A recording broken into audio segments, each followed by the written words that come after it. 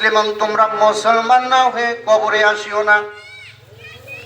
বাবাজিরা, আমার বন্ধুরা, পর্দার আড়ালে মা এবং বোনেরা, আল্লাহ রাব্বুল আলামিন কোরআনে যেহেতু বলেছেন তোমরা মুসলমান না হয়ে কবরের মধ্যে আসিও না, তাহলে মুসলমান হওয়ার জন্য আমার আল্লাহ কি আদেশ দিলেন, কি নিষেধ দিলেন, কি উপদেশ দিলেন? কোরআনের মধ্যে মনে হয় এই আয়াতটাও আমার আল্লাহ দিয়েছেন যে মুসলমান হওয়ার জন্য তোমাদের কি করণীয় আছে, কি করা দরকার।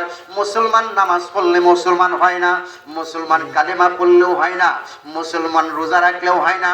কেননা হিন্দু ভাইদের মধ্যে কিন্তু রোজা আছে, তার নাম উপোস থাকা। কি থাকা? কথা বল, কি থাকা? হিন্দুরা থাকে উপোস, মুসলমানরা থাকে রোজা। না খায়া থাকলে মুসলমানদের হয় রোজা, হিন্দুদের হয় উপোস থাকা। তাইলে দুজনের মধ্যেই কিন্তু সমান আছে। মুসলমানরাও কিন্তু নামাজ পড়ে, হিন্দুরাও কিন্তু সকাল সন্ধ্যা পূজা করে। পূজা করে কি করে না? সকাল সন্ধ্যা পূজা করে। মুসলমানরা নামাজ পড়ে, মুসলমানরা রোজা রাখে, হিন্দুরাও কিন্তু উপোস থাকে। মুসলমানরাও গুরু ধরে, হিন্দুরাও গুরু ধরে। ধরে কি ধরে না?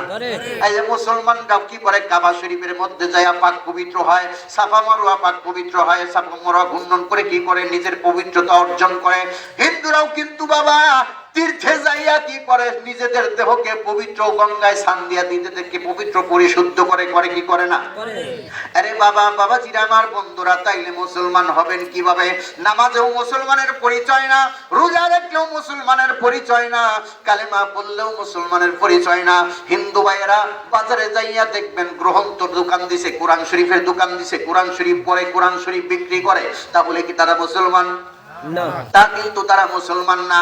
মুসলমান হওয়ার জন্য আমার আল্লাহ রাব্বুল আলামিন বলেছেন, আমার বান্দা বান্দি, আমি যুগে যুগে পৃথিবীর ধরণীতে মুসলমান হওয়ার জন্য, আল্লাহর ওয়াহদানিয়াতের গণ্ডির মধ্যে আসার জন্য, আল্লাহর দপ্তরে বান্দার নাম লেখানোর জন্য আমি যুগে যুগে একজন করে নবী পাঠাইছি।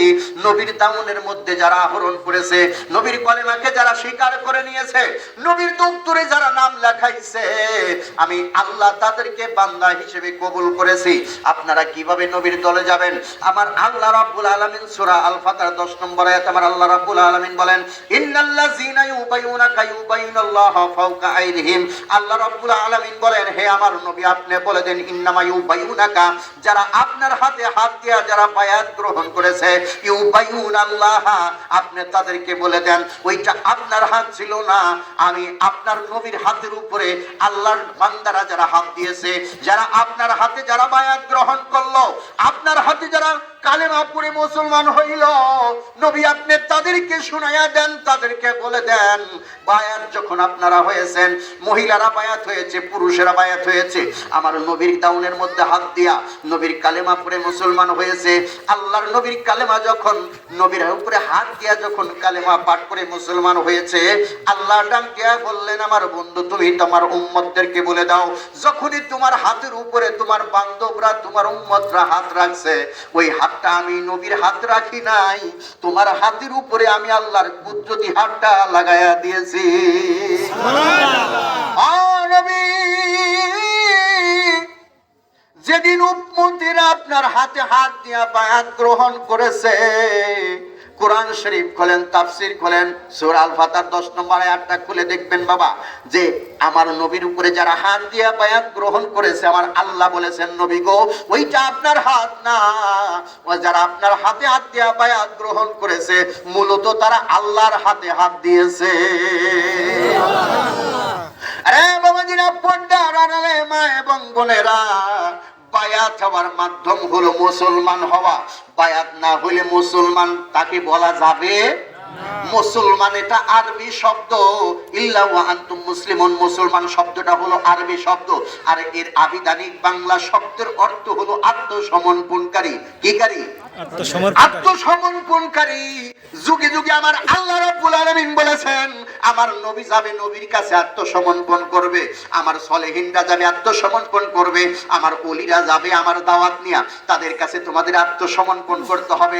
আমার ওলিরা যখন গ্রামগঞ্জে আল্লাহর কালেমা নিয়ে আল্লাহর ওয়াহদানিয়াত নিয়ে তোমাদের দরজায় যাবে, তোমাদের কাছে যাবে, তোমরা তার কাছে হাতে হাত দেয়া বায়াত গ্রহণ করিয়া নবীর কালেমাকে স্বীকার করে নেবে, পীর মুর্শিদকে স্বীকার করে নেবে, ওলি আল্লাহকে স্বীকার করে নিয়ে যখন আল্লাহর ধর্ম পালন করতে আসবা, সেই দিন থেকে তুমি নব মুসলমান হয়ে যাবা। ওরে পারে কে যাবি, ওরে নবীর নৌকাতে আয়, পারে কে যাবি নবীর নৌকাতে আয়। ওরে রূপ কাষ্টের নৌকা খানি নাহি ডুবার ভয়, পারে কে যাবি ওরে নবীর নৌকাতে আয়, পারে কে যাবি নবীর নৌকাতে। বাবাজি আমার বন্ধুরা, পর্দার আড়ালে মা এবং বোনেরা, এই হাতটা আমার আল্লাহর কুদরতি হাত।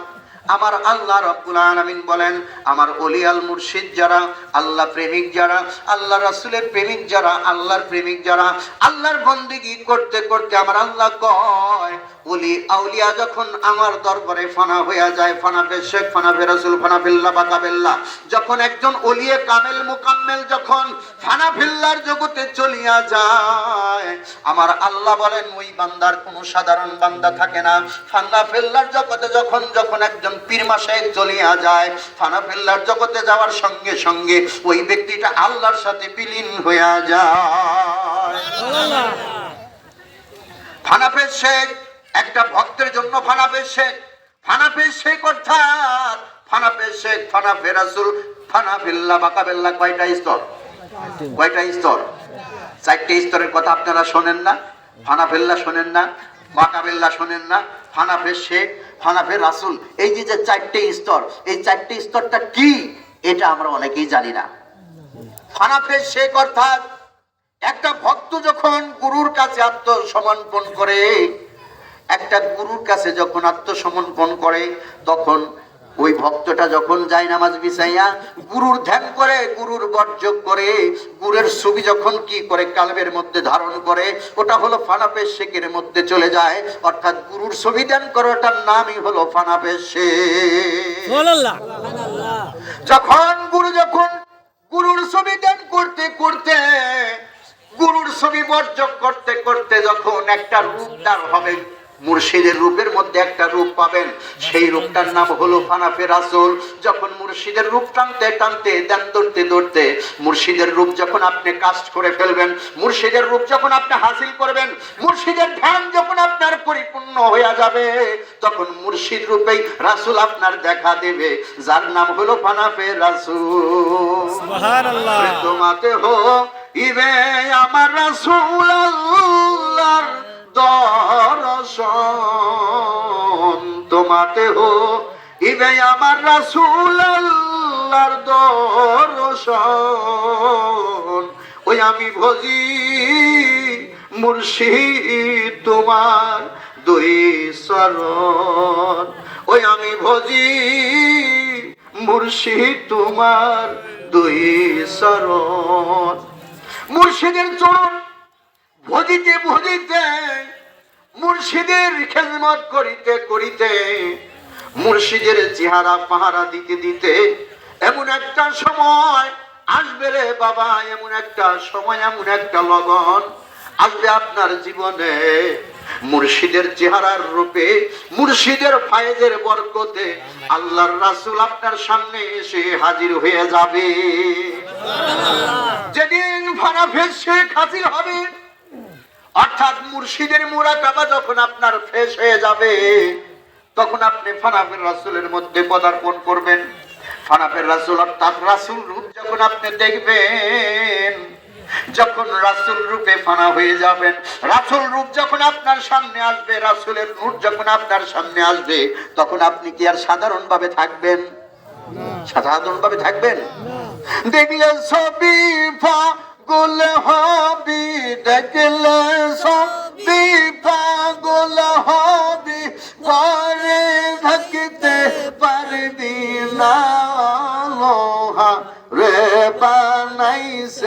কাঁসা সইও নাই আমার মুর্শিদে পরশ মনি রে লোহা রে বানাইছে রে কাঁসা।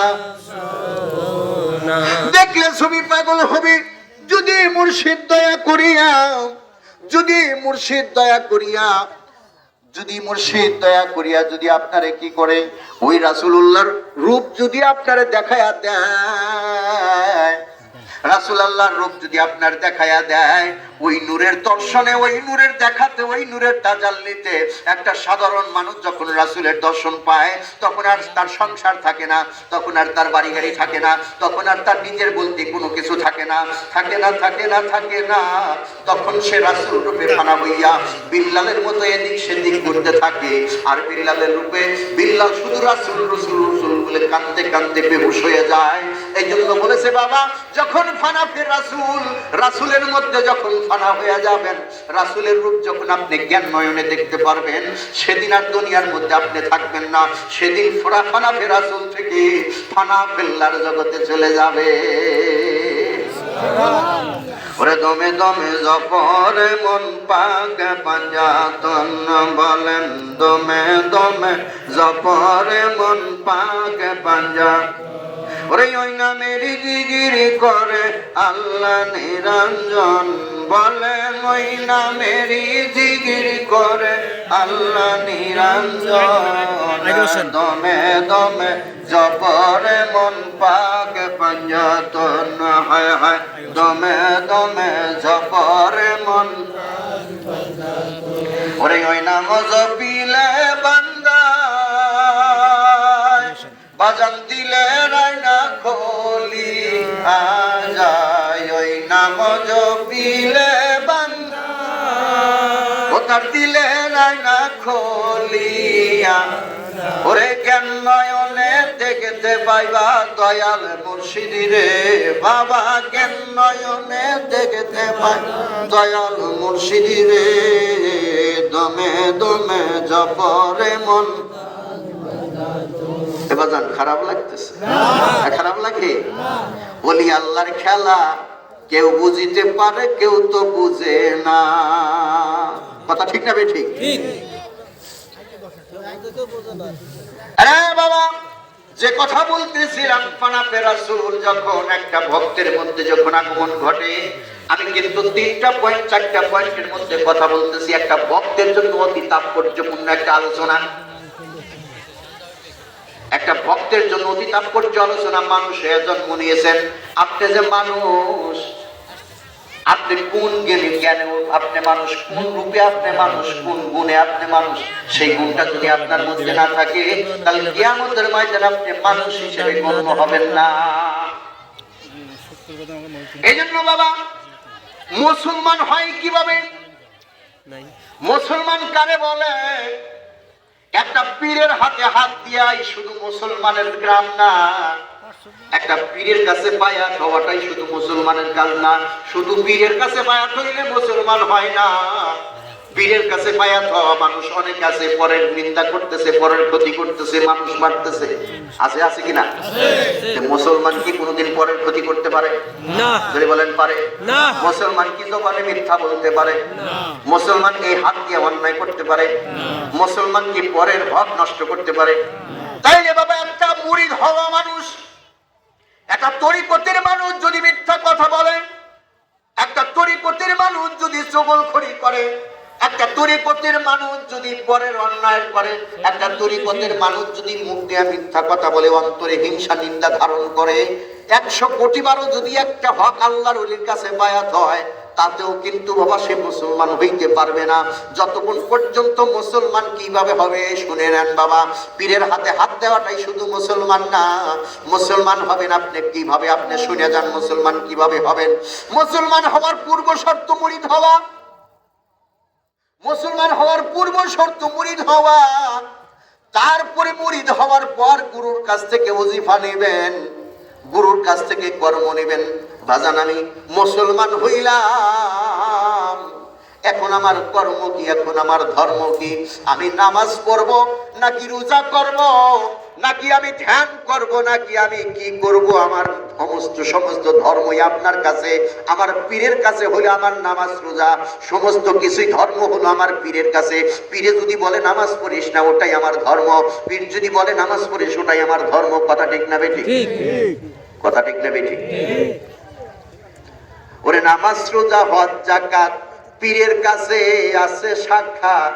পীরে দিলে 16 আনা অমর হইয়া রবির এমন, পীরে দিলে 16 আনা অমর হইয়া রবি। ওরে মারফতের কলমা খানা পীরের কাছে আছে জানা, পীরে দিলে 16 আনা সবই বুঝতে পারবি এমন, পীরে দিলে 16 আনা সবই বুঝতে পারবি। ওরে আরশ কুরসিল কলম, আরশ কুরসিল কলম সবই দেখতে পাবি রে। আছে পীরের কাছে হীরা কাঞ্চন মনি রে, আছে পীরের কাছে হীরা কাঞ্চন মনি। ওরে মান অহংকার ছাইরা দিয়া, মান অহংকার ত্যায্য করে পীরের কাছে যাবি রে। আছে পীরের কাছে হীরা কাঞ্চন মনি রে, আছে পীরের কাছে হীরা কাঞ্চন মনি। পীরের দরবারে সবই আছে, নামাজ আছে, রোজা আছে, হজ আছে, যাকাত আছে, ওলি আছে, আউলিয়া আছে, আল্লাহ আছে, নবী আছে, পীর আছে, পরহেজগার আছে, ওলি আল্লাহর ভান্ডে সব কিছুই আছে। কিন্তু আমরা তো বাবা মানুষ হইতে পারি নাই, আমরা তো ভান্ডটা খালি করতে পারি নাই।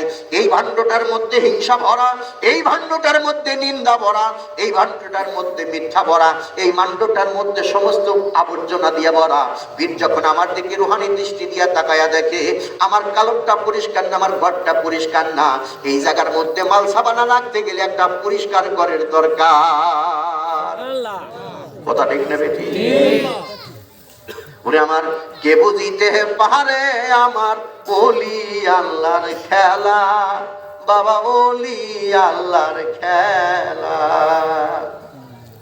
ওলি আল্লাহর খেলা কেউ বোঝে? ওলি আল্লাহর খেলা বুঝতে হলে একটা কামেল ভক্ত হইতে হয়। কিন্তু আমরা তো মরা ভক্ত। কথা ঠিক না বেটি? মরা ভক্ত, মরা ভক্ত কি কোনোদিন গুরুর কাছ থেকে কিছু নিতে পারে? নিতে পারে না। আমরা কেমন মরা? আমরা হলো দুনিয়ার মরা, দুনিয়ার মরা। আমরা দুনিয়া নিয়ে মরে আছি। কথা ঠিক না বেটি? এই জন্য বাবাজিরা, মুসলমান হওয়ার পূর্ব শর্ত মুরিদ হওয়া, মুরিদ হওয়ার পর পীরের কাছ থেকে কর্ম নেওয়া। যে দরবারে গেছেন ওজিফা আছে কি আছে না? আছে না? এখানে গড়পাড়া দরবার শরীফে পিসা পারছে আসছে না? তোমার কাছে কি ওজিফা নাই? পীর কি আপনি আপনি হয়েছেন? কিন্তু আপনি যদি পীরের কাছে না যান, ওজিফা না যান, তাইলে আপনি ওজিফা পাইবেন কেমনে? ওজিফার মাধ্যম দিয়া আপনার অন্তরের মধ্যে যে লালসিত বস্তু আছে, আপনার অন্তরের মধ্যে যে কামনার বস্তু আছে, আপনার অন্তরের মধ্যে যে লোভ নামক বিষয় বস্তুটা আছে, গুরু এইটারে কর্ম দিয়া, গুরু এইটারে তাজাল্লি দিয়া ধীরে ধীরে আস্তে আস্তে সবকিছু আপনার ভক্তের মধ্যে থেকে বিনাশ করে বের করে ভক্তটার অন্তর খাঁটি করে পরিশুদ্ধ করিয়া এই দিলের মধ্যে আল্লাহ রাসূলের দর্শন ঘটাইয়া দেয়। যখন একটা ভক্ত যখন ফানাবে, সে ফানাবে রাসূল। রাসূল মুর্শিদের রূপ ধ্যান করতে করতে করতে করতে করতে যখন মুর্শিদ রূপে রাসূলের দর্শন হয়, তখন ওই ভক্ত কিন্তু পাগল হয়ে যায়। ভক্তটা পাগল হয়ে যায়, রাসূলের রূপ দেখলে আর সে ঠিক থাকতে পারে না, অর্থাৎ ফানা ফিল্লার জগতে চলে যায়। ফানা ফিল্লার জগতে যখন যায়, তখন সে লয় প্রলয় হয়ে যায়। তখন সে আর দুনিয়ার স্বাভাবিক স্ত্রী জগতে থাকে না, তখন সে ফানা ফিল্লার জগতে যাইয়া আল্লাহ রাসূল পাক পাঞ্জাতুল ওলিয়া উলিয়া গাউস কুতুব সব রূহ তখন একবারে তার দর্শন দেয়। আল্লাহুম্মা সাল্লি আলা সাইয়্যিদিনা মাওলানা মুহাম্মাদ ওয়া আলা আলি সাইয়্যিদিনা মাওলানা মুহাম্মাদ। একটা মানুষ যখন ফানা ফেল্লার জগতে যায় তখন একাকার হয়ে যায়, সব বিষয়বস্তু একটা জায়গায় চলে আসে। একটা জায়গায় যখন আসে তখন সে আবার নিজের অস্তিত্বের মধ্যে ফিরে আসে। সমগ্র গোটা পৃথিবী ঘুরে একটা জায়গায় স্থির হয়, তার নামটা হলো বাঁকাবেল্লা। সমগ্র বিশ্ব ঘোরার নাম হলো বাঁকাবেল্লা, সমস্ত কিছু দেখার নাম হলো বাঁকাবেল্লা, আর একটা জায়গায় স্থির হওয়ার নামটা হলো বাঁকাবেল্লা, অর্থাৎ নিঃসুরতার মধ্যে ফিরে আসা। নিজেকে নিজে চিনাটার নাম হলো মুসলমান। নিজেকে নিজে চিনতে হইলে আপনার ভিতর থেকে যাহা কিছু আবর্জনার বস্তু আছে তাহা ত্যাগ করতে হবে। এই হাত, দুইটা হাত, এই দুইটা হাত যদি আমি স্থায়িত্ব করতে পারি, এই দুইটা হাতকে যদি আমি মুসলমান বানাইতে পারি, তাইলে আত্মসমর্পণ যদি আমার আল্লাহর কাছে, আমার মুর্শিদের কাছে এই দুইটা হাত যদি আমি জমা দিয়ে দিতে পারি, তাইলে এই দুইটা হাত দ্বারা কি আর আমার ক্ষতি করা কারোর পক্ষে সম্ভব? আমি আমার মুখটা গুরুর কাছে বিক্রি করে দিছি, তাইলে এই মুখ দিয়ে কি আর মিথ্যা কথা বলা সম্ভব? আমি আমার এই দেহবাণ্ডটা আমার গুরুর কাছে বিক্রি করে দিয়েছি, তাইলে আমার এই দেহ দিয়া কি আর অন্যায় করা সম্ভব? তাইলে এই সমস্ত দেহ বিকৃত করা দেহ যদি আমি গুরুর কাছে দিয়েই থাকি, আত্মসমর্পণ করে যদি করেই থাকি, যদি স্যালেন্ডার হয়ে থাকি, হাতে বেরি, পায়ে বেরি, গলায় বেরি যদি আমার পরানো থাকে, তাহলে কি ওই আসামির দ্বারা আর কোনো পাপ করা সম্ভব? জেলখানার মধ্যে যদি একটা আসামি বন্দী থাকে, তার দ্বারা কি আর পাপ হয়? তো যখন আপনি মুরিদ হয়েছেন, গুরু নামের মধ্যে যখন নাম লেখাইয়া দিয়েছেন, গুরুর যখন দপ্তরে যখন আপনি ভক্ত হিসেবে জমা দিয়েছেন, আপনি নিজেকে যখন বিক্রি করে দিয়েছেন, হে দয়াল মুর্শিদ, আজ থেকে আমি আপনার তাবেদারি, আজ থেকে আমি আপনার গোলাম।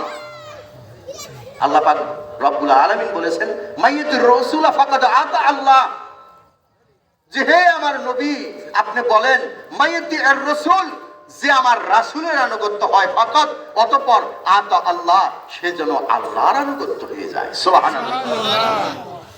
কি আছে কি আছে না? সূরা নিসার আয়াত নম্বর 80 তে আছে, মাইয়াতুর রাসূল ফাকাদ আতা আল্লাহ, যে হে রাসূল, আপনার যারা আনুগত্য করে, আপনার আনুগত্য করাটাই ফাকাদ, অতঃপর আতা আল্লাহ, যে আপনার আনুগত্য করে, আপনার গোলামি করে, আপনার তাবেদারি করে, প্রকৃত পক্ষে ওই তাবেদারি আমি আল্লাহই করে থাকি। সুবহানাল্লাহ। আমরা বলে থাকি গোলামি করতে হবে কার? কয় আল্লাহ। কিন্তু না, গোলামি করতে হবে রাসূলের। এটা কার আইন? এটা আল্লাহর আইন। গোলামি করতে হবে কার? আল্লাহ, রাসূলের। গোলামি করতে হবে রাসূলের। কেউ যদি আমার এই কথার চ্যালেঞ্জ দিতে পারে যে না, গোলামি করতে হবে আল্লাহর, তাহলে আমি তাকে কুরআন দিয়ে মোকাবেলা করব যে না, আল্লাহর গোলামি করার কথা বলা হয় নাই। আল্লাহ নিজেই বলেছেন যে আমার রাসূলের আনুগত্য করলে, আমার রাসূলের গোলামি করলে আমার গোলামি হয়ে যায়। আল্লাহ আগে বলে নাই যে আমার আনুগত্য করো, তারপরে আমার রাসূলের আনুগত্য করো। আল্লাহ পাক নিচে বলে নাই, আল্লাহ ডাইরেক্ট বলেছেন যে আমার রাসূলের আনুগত্য করলে যে আমার রাসূলের আনুগত্য হয়, প্রকৃত পক্ষে ফাকাদ, অতঃপর আতা আল্লাহ, আমার আনুগত্য হয়ে যায়। আর যারা তোমাকে মেনে নিল না, তাদের জন্য আমি তোমাকে রক্ষক রূপে পাঠাই নাই। তাহলে রাসূলের হাত আমার আল্লাহর হাত। আল্লাহ বলে দিয়ে গেলেন আমার মাওলা আলী মুশকিল কুশাকে, হে আমার আলী, আমার পরে আমার হাত তোমার হাত। সুবহানাল্লাহ। সুবহানাল্লাহ। হে আলী, আমার হাত তোমার হাত। মান কুনতুম মাওলা ফাহাজা আলীউন মাওলা। হে আলী, আজ সমগ্র পৃথিবীর মাওলা ছিলাম আমি, আজ থেকে আমার সাথে সাথে তুমিও মাওলা হয়ে গেছো। বলেন সুবহানাল্লাহ। আলী, তোমার হাত নবীর হাত, তোমার হাত আল্লাহর হাত। মাওলা আলী মুশকিল কুশা বেলায়েতের ভান্ডার, বেলায়েতের ঝান্ডার সমগ্র পৃথিবীর বুকে আলে রাসূলের মাধ্যম দিয়ে ওলি আল্লাহর ধারা প্রকাশ পাইল। হুজুর গাউসুল আজম পিরানে পীর মিরানে মীর রওশন জামির শেখ সৈয়দ মহিউদ্দিন আব্দুল কাদের জিলানী আল বাগদাদি আল হাসানুল হুসাইনি উনি যখন পৃথিবীতে আসবেন, ওনার আব্বাজান আবু সালেহ মুসা জঙ্গি স্বপ্নে দেখতেছেন, ওনার আব্বাজান আবু সালেহ মুসা জঙ্গি স্বপ্নে দেখতেছেন যে আমার গর্ভে, আমার স্ত্রীর গর্ভে, আমাদের ওরসে একজন সন্তান আসতেছে, যেই সন্তানটা মাওলা আলী মুশকিল কুশা।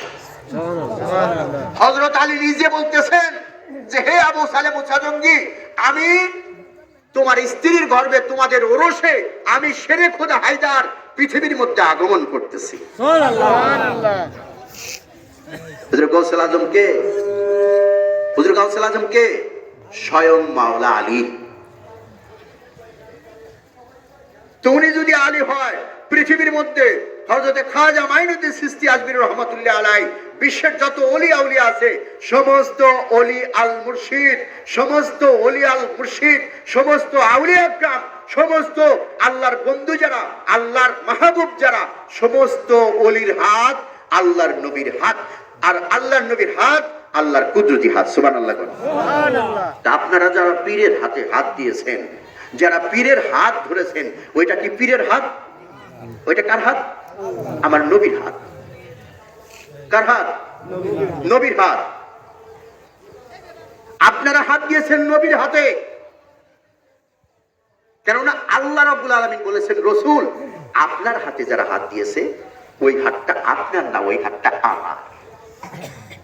আর আমার রসুলের হাত থাকবে প্রত্যেকটা ওলির হাত। কথা ঠিক না বেঠিক?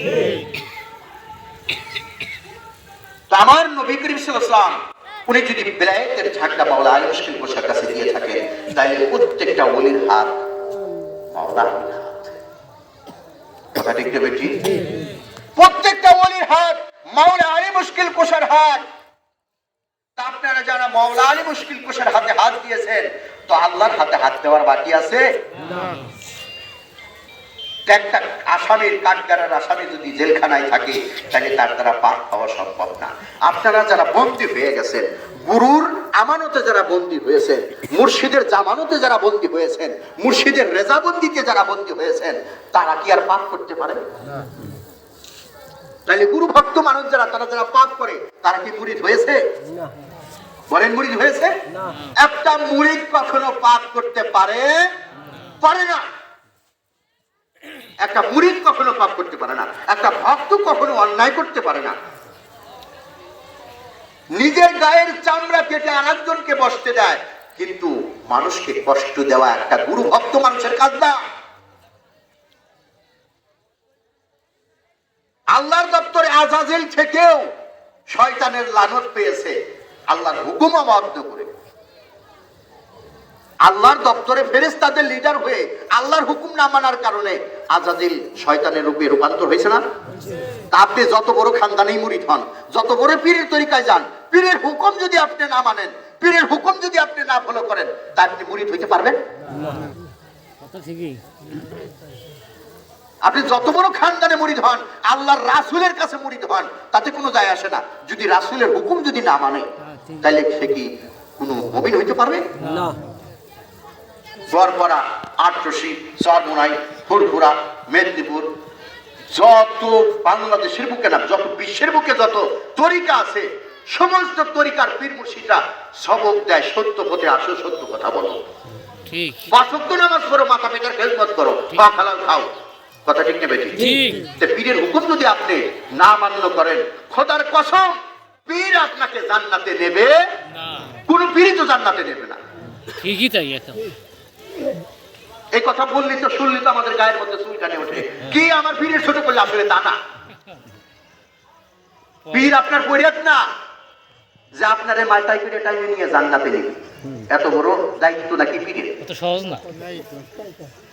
আপনি যদি কর্ম না করেন, ওই যে একটা ইসেতে বলছে, ওরে মেরা সারা নামাজ পড়া বান্দা লোকায় বৈঠা মারা, মেরা সারা নামাজ পড়া বান্দা লোকায় বৈঠা মারা, ওরে রুবি মিয়ার কান সাগরে পইরাই আছে অকুলেতে।